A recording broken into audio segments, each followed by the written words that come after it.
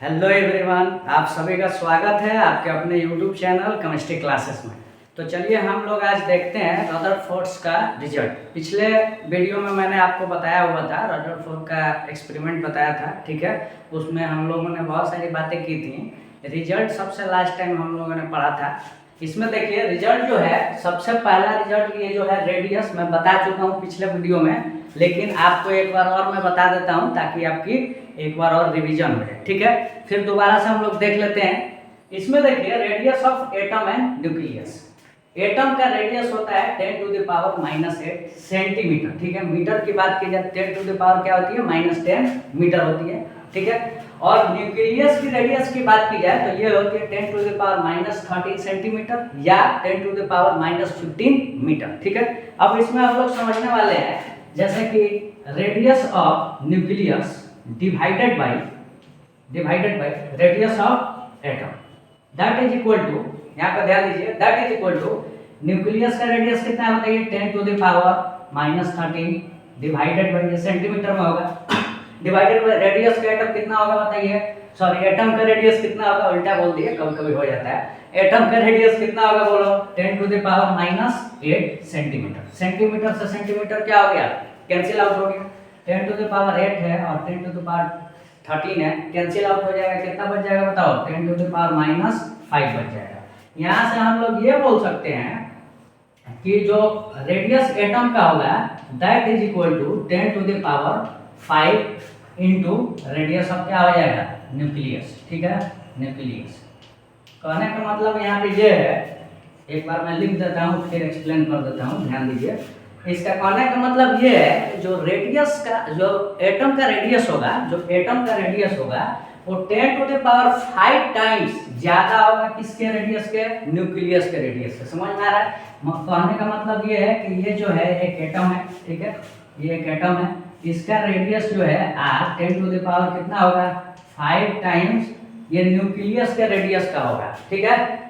मतलब ये कि बहुत बड़ा एटम जो होते हैं बड़े होते हैं किसके रिस्पेक्ट में, न्यूक्लियस के रिस्पेक्ट में। वैसे एटम तो बहुत छोटे होते हैं, लेकिन जो एटम है, एटम का रेडियस, उसके रेस्पेक्ट में न्यूक्लियस का जो रेडियस है काफी ज्यादा बड़ा है। आप देख सकते हैं 10⁵ टाइम्स बड़ा है, ठीक है। समझ में आ गया बात?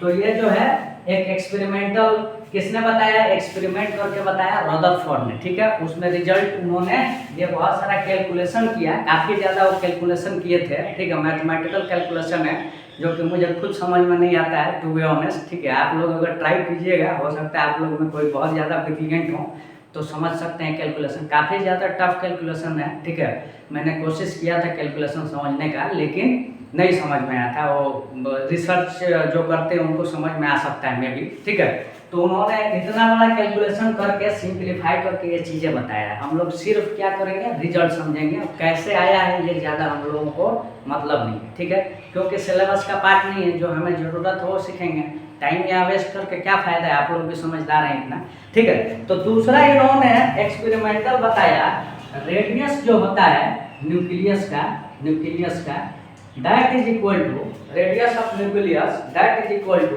r0 into a⁻1/3। ये पिछले वीडियो में भी मैं बता दिया था, r0 a⁻3, ये एक फॉर्मूला है, इसको आपको याद करना पड़ेगा, इसको आपको याद रखना पड़ेगा। एक बार देख लेता हूँ नीचे तक दिख रहा है कि नहीं, बहुत बेहतरीन आपको दिखाई दे रहा है। चलिए आगे देखते हैं। यहाँ पे ये जो है हेयर वेयर ये क्या होता है बताइए, एटॉमिक मास। ये क्या है बताइए, एटॉमिक मास है। यहाँ पे ये क्या है, एटॉमिक मास, ठीक। और r0 क्या है, r0 एक कांस्टेंट है, r0 एक कांस्टेंट है, और उसकी वैल्यू जो होती है 4/3, उसकी वैल्यू जो होती है 4/3 10⁻⁻13 सेंटीमीटर होता है। फिर से ध्यान दीजिए, फिर से एक बार और देख लेता हूँ नीचे तक दिख रहा है कि नहीं, समस्या बहुत है हमारे साथ। चलिए थोड़ा सा नहीं दिखाई दे रहा है, इसको मिटा कर मैं लिख देता हूँ ऊपर, ठीक है। आप लोग को दिखाई नहीं दे रहा है तो मिटा के लिख देता हूँ ऊपर। यहाँ पे ये तो आपको पता है एटॉमिक मास है, r जो है r0 ये कांस्टेंट है, और वैल्यू जो होती है 10 to the power 4/3 into 10 to the power -13 centimetre होता है। ठीक है, फिर से सुन लो, यहाँ पे जो r नॉट है एक कांस्टेंट होता है और इसकी वैल्यू जो होती है 4/3 into 10 to the power -13 centimetre होता है। ये किसने बताया? एक्सपेरिमेंट करके रिजल्ट बताया रदरफोर्ड ने। ठीक है, ये मैं नहीं बता रहा हूँ, रदरफोर्ड जो इन्फॉर्मेशन दिया है just I am passing to you. ठीक है, मैंने कोई एक्स्ट्रा एक्सपेरिमेंट नहीं किया है, उन्होंने जो बताया है वही मैं आपको क्या कर रहा हूँ, ट्रांसमिट कर रहा हूँ चीज़ें। ठीक है, तो चलिए यहाँ पे इस पे एक क्वेश्चन बनता है। ये देखो एक और चीज़ बता देना चाहता हूँ, ये जो उन्होंने फॉर्मूला बताया रेडियस ऑफ न्यूक्लियस, देख सकते हैं आप लोग, radius of nucleus that is equal to r naught into 10 a to the power 1/3, r naught into a to the power 1/3। यहाँ पे a क्या है? एटॉमिक मास है। क्लियर? तो ये जो ध्यान दो, यहाँ पे r नॉट जो बताया था 4/3 to 10 to the power -13 centimetre बताया था। क्लियर? इतना आपको कोई डाउट नहीं होनी चाहिए यहाँ तक। अब देखिए ये जो है न्यूक्लियस का रेडियस एक्चुअली में अप्रोक्सीमेट वैल्यू देता है। क्या देता है? Approximate value. ये कोई मतलब एग्जैक्ट वैल्यू नहीं देता है, अप्रोक्सीमेट वैल्यू देता है, आसपास में वैल्यू बताया जा सकता है इस फॉर्मूले के थ्रू। क्लियर? अब चलिए हम लोग एक एग्जाम्पल देखते हैं, एग्जाम्पल के थ्रू चीज़ों को समझते हैं। ठीक है, अब ध्यान दीजिए, इस क्वेश्चन का हम लोग सॉल्व करते हैं। देखिए क्वेश्चन है calculate approximate radius of aluminium, ये क्या है आपका 13 है, ये 13 है, ये क्या है 27। 13 का मतलब है जेड, जेड कितना होगा एल्युमिनियम का? जेड मतलब होता है एटॉमिक नंबर, एटॉमिक नंबर 13 होता है, और ए मतलब क्या होता है? एटॉमिक मास, जो कि ऊपर दिया हुआ कितना 27। ठीक, ये हमें पता चल गया कितना है 27। फार्मूला हम जानते हैं R nucleus that is equal to क्या होता है? ए नॉट, बोलो, R naught into A to the power 1/3, R naught into A to the power 1/3। R naught की वैल्यू कितनी होती है? 4/3 into 10 to the power -13 into A कितना है बताइए? 27 to the power 1/3। 27 to the power 1/3 कितना हो जाएगा? 3 हो जाएगा। 3 से 3 कैंसिल, कितना हो गया? 4 into 10 to the power -13 centimetre. ये निकल गया आपका क्या? न्यूक्लियस का रेडियस। ठीक है, न्यूक्लियस का रेडियस। एटम का रेडियस हम जानते हैं कितना टाइम्स ज्यादा होता है? 10 टू द पावर 5 टाइम्स इसके रेडियस पे ज्यादा होता है, आर न्यूक्लियस। ठीक है, आर न्यूक्लियस। ठीक है, तो 10 टू द पावर 5 इंटू कर दो 4 into 10 to the power -13 centimetre. ठीक है, अब यहाँ पे कैलकुलेशन आप कर सकते हो, ये कितना हो गया? 10 टू द पावर -8 हो गया, तो आंसर आ गया 4 into 10 to the power -8 centimetre. ठीक है, मीटर में भी बदल सकते हो, कितना हो जाएगा बताइए? सेंटीमीटर को मीटर में बदल लीजिएगा तो ये हो जाएगा आपका 10 टू द पावर -10 मीटर हो जाएगा। इतना बेसिक चीज़ें आपको आनी चाहिए, क्योंकि मान लो नीट और जेई की तैयारी कर रहे हो, या 12th क्लास के स्टूडेंट हो, या 11th के भी हो, तो आप इतना बेसिक आपको आनी चाहिए। अगर नहीं आ रहा है तो फिर भी मैं आपको समझाता ही हूँ, छोटी छोटी चीज़ें भी। 10 टू द पावर -2 मल्टीप्लाई कर दीजिएगा तो मीटर में ये चेंज हो जाएगा। ठीक है, तो आर हम लोग एटम का भी निकाल दिए, मतलब रेडियस ऑफ एटम भी हम निकाल दिए। ठीक है, तो ये आंसर आपका आ गया। अब ध्यान दीजिए, ये तो हम लोग निकाल दिए। अब हम लोग समझेंगे वॉल्यूम। पहला जो रिजल्ट था उन्होंने रेडियस ऑफ एटम बताया और रेडियस ऑफ न्यूक्लियस बता दिया। इसके बाद वॉल्यूम ऑफ एटम और वॉल्यूम ऑफ आपका न्यूक्लियस बताए थे, किसने? रदरफोर्ड ने। क्लियर? काफ़ी ज़्यादा गर्मी हो रही है। अब देखिए दूसरा रिजल्ट हम लोग समझने वाले हैं वॉल्यूम। वॉल्यूम किसका? एटम का, और वॉल्यूम किसका? न्यूक्लियस का। उन्होंने ये बताया volume of nucleus is very small. जाहिर सी बात है, एटम जो है उसके अंदर न्यूक्लियस होता है और बहुत ही रेडियस छोटी होती है, तो जाहिर सी बात है वॉल्यूम भी क्या होगी उसकी? बहुत ही कम होगी, बहुत ही छोटी होगी, स्मॉल होगी। Clear? And it is a minor fraction of total volume of atom. ये जो एटम है उसका टोटल वॉल्यूम है, उसका बहुत ही छोटा भाग होता है कौन? न्यूक्लियस का वॉल्यूम। ठीक है, तो हम लोग एक बार देखते हैं, ध्यान दीजिए इधर। भी एटम, वॉल्यूम ऑफ एटम क्या हो जाएगा? 4/3 पाई आर क्यू क्या होता है 4/3 फाई आर क्यू क्या होता है फॉर्मूला होता है। क्यों? क्योंकि जो एटम होता है क्या होता है स्फीयर होता है और स्फीयर की वॉल्यूम कितनी होती है 4/3 पाई आर क्यू। आर यहाँ पे क्या लेंगे हम लोग बताइए एटम का रेडियस लेंगे। एटम का रेडियस आपको बताया था कुछ देर पहले 10⁻⁸ होता है। तो 10⁻⁻8 टू द पावर कितना हो जाएगा 3। ठीक है 4/3 पाई इंटू 10⁻⁻ क्या हो जाएगा -24 हो जाएगा। ये आपका क्या हो गया वॉल्यूम ऑफ एटम हो गया। और कितना हो जाएगा बोलो वॉल्यूम कितना हो जाएगा बताइए 10⁻⁻24 एटम का वॉल्यूम हो गया। और एटम के अलावा न्यूक्लियस की बात की जाए तो न्यूक्लियस के वॉल्यूम कितने हो जाएंगे 4/3 पाई आर क्यू। किसकी न्यूक्लियस की आपका होता है 10⁻⁻13 टू द पावर 3 हो गया। यहाँ पे देखो 4/3 पाई इंटू 10⁻⁻39 4/3 पाई इंटू 10⁻⁻39 कैसे हो जाएगा क्योंकि 10⁻⁻13 को 3 बार गुना करोगे तो 10⁻ कितना हो जाएगा -39 हो जाएगा। क्लियर यहाँ तक?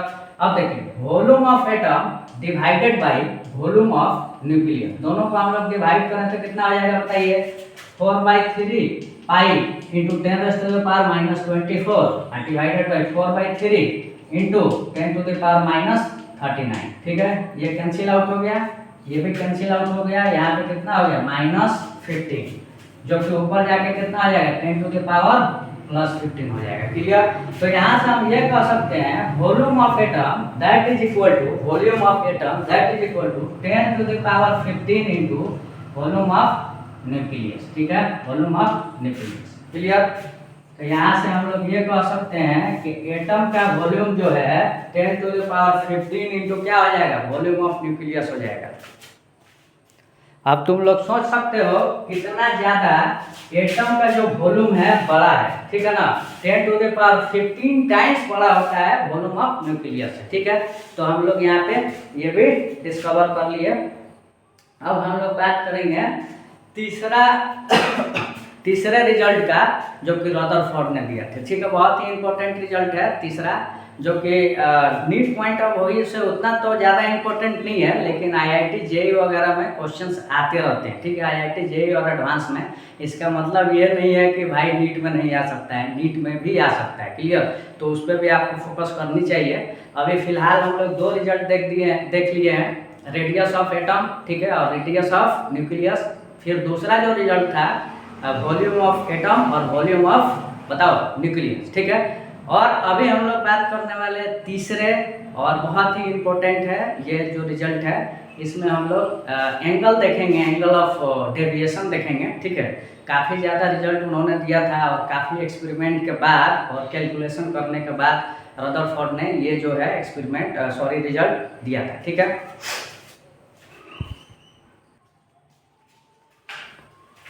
तीसरा रिजल्ट देखिए 2 रिजल्ट हम लोग का कंप्लीट हो गया। तीसरा रिजल्ट जो है number of alpha particle scattered at an angle theta is given bye.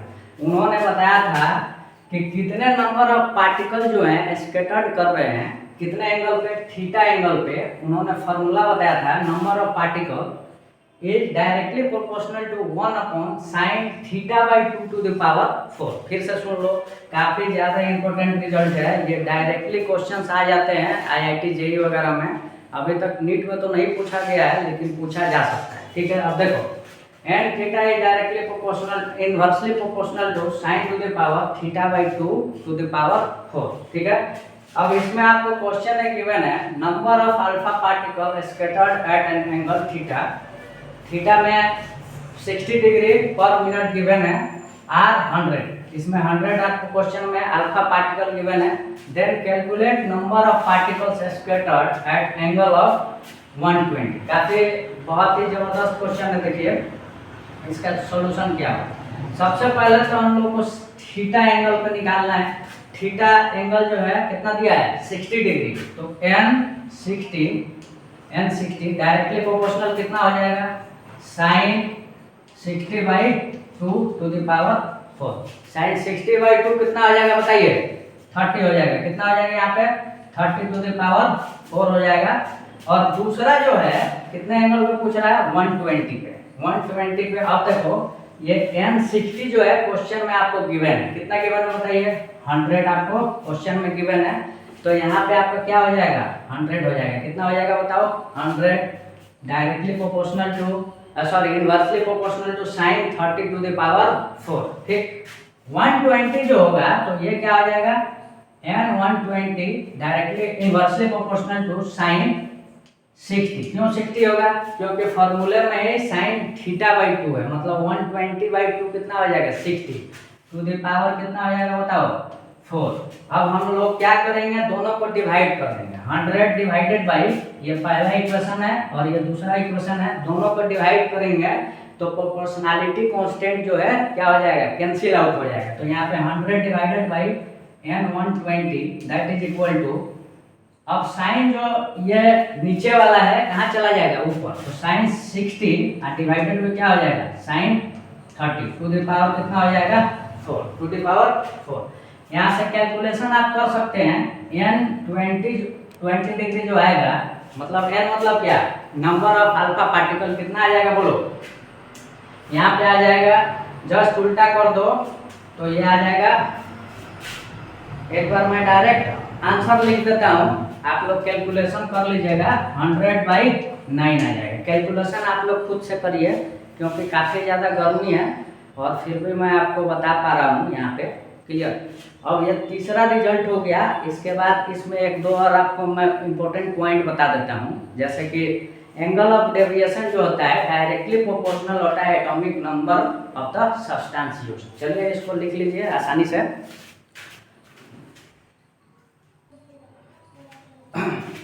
कुछ और इम्पोर्टेंट हम लोग देखते हैं रिजल्ट। इसमें एंगल ऑफ डेविएशन जो होता है theta that is directly proportional to atomic number of substance used. जो सब्सटेंस उसमें यूज किया गया होगा, अगर मान लो कि एल्युमिनियम यूज किया गया तो 13 होता है, उससे ज़्यादा जिसके एटॉमिक नंबर होंगे, एटॉमिक नंबर जैसे कि कैल्शियम हो गया 20 होता है, तो कैल्शियम में एंगल ऑफ डेविएशन जो होगा ज़्यादा होगा। वैसे यूज क्या किया गया था, हीलियम एटम यूज किया गया था। अगर हीलियम से ज़्यादा एटॉमिक नंबर वाले एटम यूज किया जाएगा एक्सपेरिमेंट में, तो जो एंगल ऑफ डेविएशन होगा वो क्या होगा, ज़्यादा होगा। इसके हिसाब से number of alpha particle scattered जो होंगे वो भी ज़्यादा होंगे, डायरेक्टली प्रोपोर्शनल टू क्या हो जाएगा, atomic number of that substance. ठीक है, वो जो सब्सटेंस यूज किया गया है उसके एटॉमिक नंबर अगर ज़्यादा होगा तो नंबर ऑफ जो पार्टिकल होंगे अल्फा पार्टिकल स्कैटर्ड वो भी क्या होंगे, ज़्यादा होंगे। क्लियर, तो ये दो इम्पोर्टेंट पॉइंट है। ठीक है, और नीट और जेई पॉइंट ऑफ व्यू से ये भी इम्पोर्टेंट है, आपको याद रखना पड़ेगा। क्लियर, बाकी हम लोग चौथा एंड लास्ट रिजल्ट देखते हैं, काफ़ी इम्पोर्टेंट ये भी रिजल्ट है। ठीक है,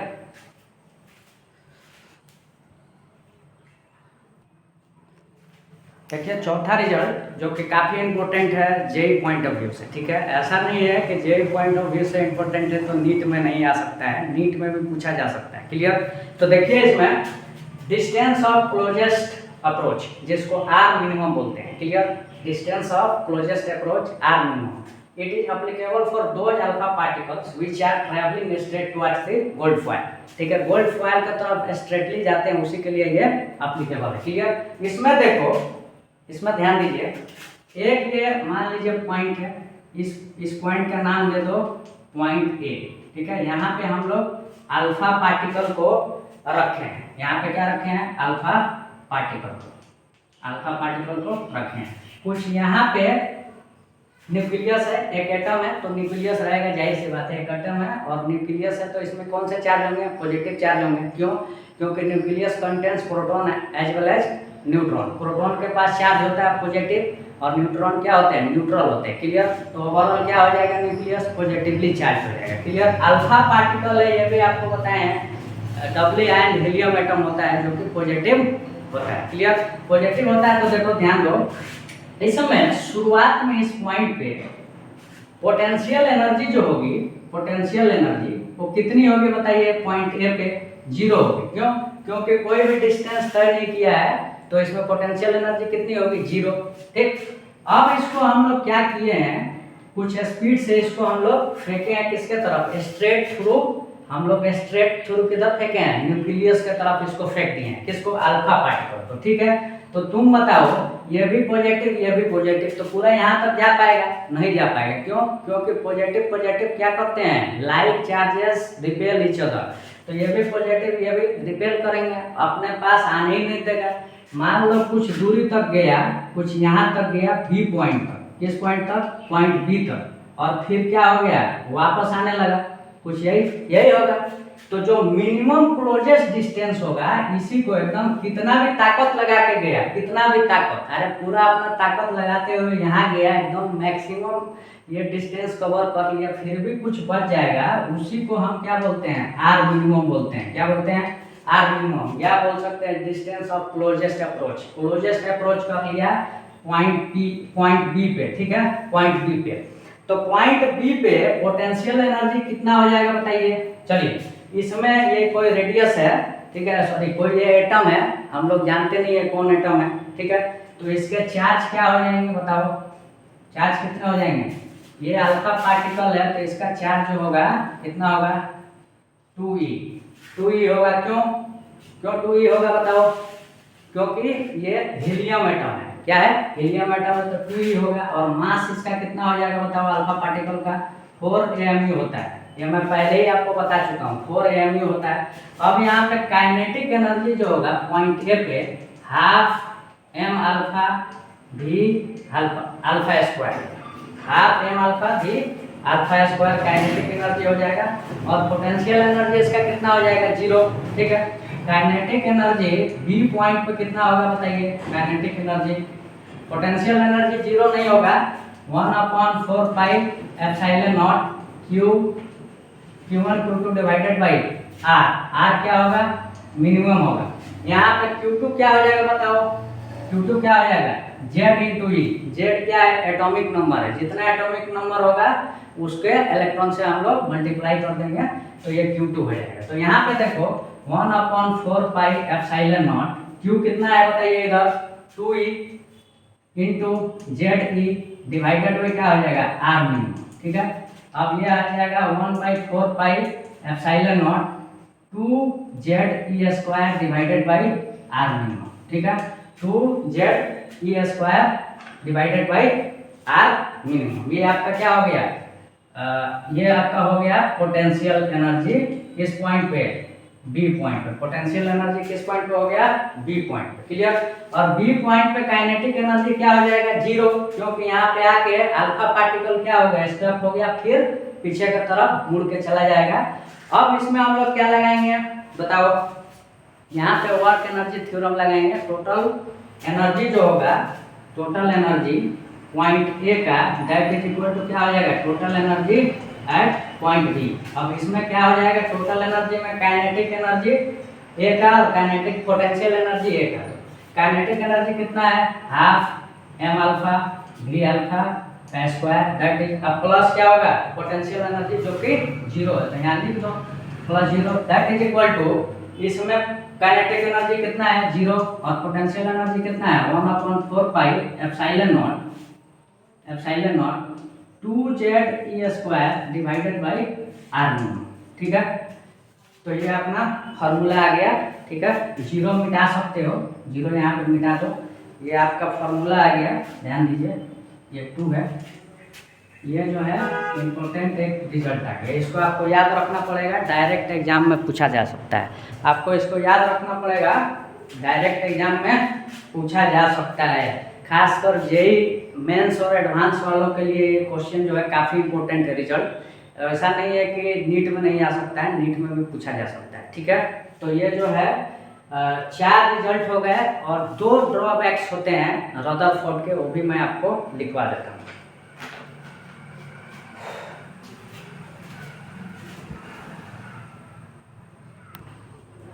अब देखिए ड्रॉबैक्स समझते हैं। ड्रॉबैक्स ये लिखा हुआ है, ड्रॉबैक्स किसका, रदरफोर्ड का ड्रॉबैक समझते हैं। क्यों इस मॉडल को एक्सेप्ट नहीं किया गया, एक्सेप्ट वैसे किया गया, काफ़ी ज़्यादा इन्होंने काम करके दिखा दिया, लेकिन कुछ ड्रॉबैक्स रख गए। जैसे कि बहुत छोटा सा ड्रॉबैक है, उन्होंने ये बताया कि जो एटम है वो सर्कुलर, क्लोज सर्कुलर सेल में रहता है। जैसे कि ये है न्यूक्लियस, ठीक है, और इलेक्ट्रॉन जो है ऐसे सर्कुलर पाथ में घूमते रहते हैं। सर्कुलर पाथ में ये नहीं घूम सकते हैं। देखिए कैसे, ध्यान दीजिए, अनस्टेबल हो जाएगा। ये क्या हो जाएगा? अनस्टेबल हो जाएगा। कैसे अनस्टेबल हो जाएगा? ध्यान दीजिए, देखो ये है पॉजिटिव चार्ज और ये है निगेटिव चार्ज। जब एक दूसरे को ये अट्रैक्ट करेंगे तो जो सर्कुलर पाथ है धीरे धीरे क्या होने लगेगा? कॉम्पैक्ट होने लगेगा, धीरे धीरे कॉम्पैक्ट होने लगेगा। क्यों? क्योंकि पॉजिटिव चार्ज निगेटिव चार्ज को क्या करेगा? खींचेगा। ठीक है, तो इसलिए रदरफोर्ड का ये जो एक ड्रॉबैक हो गया। उसके बाद मैक्सवेल ने ये बताया कि सर्कुलर पाथ में नहीं रहते हैं, ये कैसे रहते हैं? स्पाइरल पाथ में रहते हैं। तो ध्यान दीजिए, ऐसे ये घूमते रहते हैं। ठीक है, स्पाइरल पाथ में ये मूव करते हैं इलेक्ट्रॉन, स्पाइरल पाथ में, ना कि सर्कुलर पाथ में। ये स्पाइरल पाथ में होने चाहिए, ना कि किसमें? सर्कुलर पाथ में। किसने बताया? मैक्सवेल ने बताया। तो पहला ये ड्रॉबैक हो गया, उन्होंने बोल दिया कि एटम शुड बी अनस्टेबल।